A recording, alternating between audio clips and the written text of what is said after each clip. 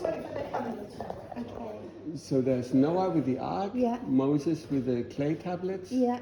St. John the evangelist, if I remember right, because he's got like, Okay. I think so. I Yeah. need to Because confirm he's that. got the lamb, hasn't he? And there's St. John the Baptist. Yeah. There's the Baptist and the evangelist. Okay. And the evangelist, he's the one that wrote Where's John the Baptist one? about the apocalypse and how all of this will come out basically. And then Rudolf Steiner, Yeah. he wrote in detail Yes.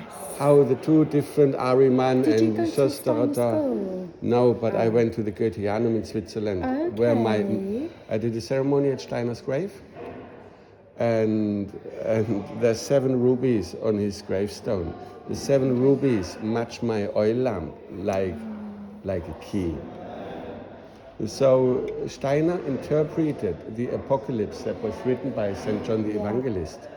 And he gets a detailed insight into like, oh yeah, it's going to manifest together with Ariman and Sarstrom, like I don't know the other name. Steiner calls him the sun demon, the great beast 666. Yes. And he said like, oh, with the reappearance of Christ in the etheric, this entity will appear. Will appear, yeah. And this is what has happened. And it is what's happening. This is literally what happened. We're in it now.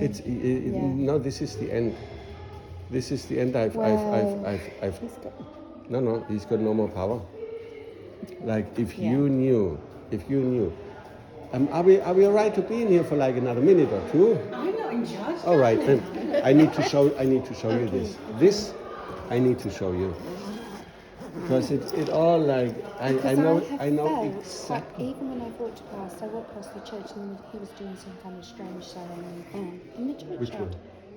Huh? Town crier. Really? Yeah, in this church on Saturday. Oh, I'll tell you about it another time. Anyway, but do you know, he turned around and he was really like that, look, and I just walked past and I felt really safe. We are safe. They haven't got any more power. Nothing. Like, would you believe it? So I know it? that. So this lot, they literally, and whatever he did in there's another one of those icons in the Holy Throne, and another one on the market cross. They're all still there. And then with my research, I found out that they put a Crowley ceremonial chamber in Glastonbury's oldest well, St. Edmund's Well. They've got a ceremonial chamber on top of the well with like the Eye of Providence of Aleister Crowley. He himself ordered this to be built there. All those people know that. And when I found out where it is, what it represents, I was given orders to chisel out the eyeball of Providence out of that temple.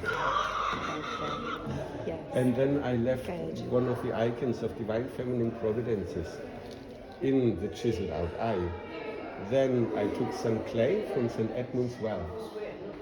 And I took some clay from St. Edmund's Well, and I created some of those icons with this clay. Then I burned this clay on top of the eyeball of Providence, and it exploded. It exploded in 42 pieces.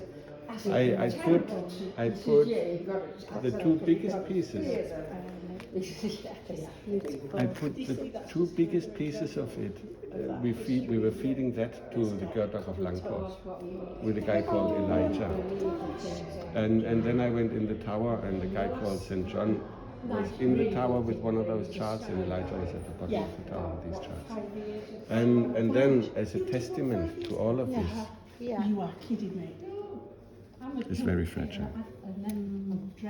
Now this, hold on to that. Tune into the energies of this.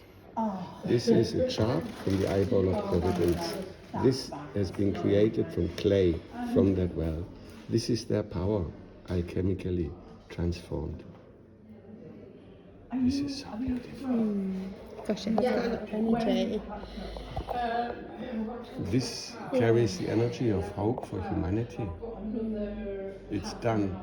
With this, their power has completely dissipated. And all they do comes out. Down to like with those 2 fingers. I told you how I sealed my covenant with blood with the Star of David. And so there's some kind of Sorry.